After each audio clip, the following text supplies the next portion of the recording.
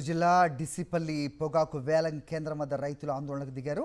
పొగాకు పంటకు మద్దతు ధర కల్పించాలని డిమాండ్ చేశారు. గత 2 ఏళ్లు పొగాకు పంటకు గిట్టుబాటు ధర లభించిందని, ఇప్పుడు కూటమి ప్రభుత్వంలో కనీసం పెట్టుబడి రేటు కూడా రావటం లేదని వాపోయారు. ఇకనైనా కేంద్ర రాష్ట్ర ప్రభుత్వాలు పొగాకు రైతులను దృష్టిలో ఉంచుకుని కంపెనీల యజమానులతో మాట్లాడి సరైన గిట్టుబాటు ధర కల్పించాలని డిమాండ్ చేశారు.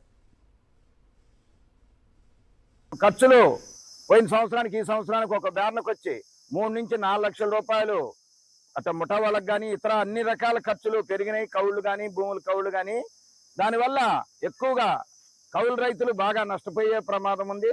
అదేవిధంగా అందరు రైతులు కూడా కనీసం ఈ పొగాకు మీదనే మేము ఎక్కువ మంది జీవించే పరిస్థితి, ఇతర పైర్లు మాకు పండటం లేదు. రైతులు గిట్టుబాటు ధర ఇవ్వాలని ఇప్పటికే ఆల్రెడీ 40% మంచి క్వాలిటీ పొగాకు తీసుకొని పోయారు. ఇంగుండేది చాలా లో గ్రేడ్లు ఎక్కువ ఉన్నాయి. వాటికి సరైన గిట్టుబాటు ధర ఇవ్వకపోతే కనీసం 25 రూపాయలు, మ్యాక్సిమం 250 రూపాయలు కిలోకి ఇవ్వాలి.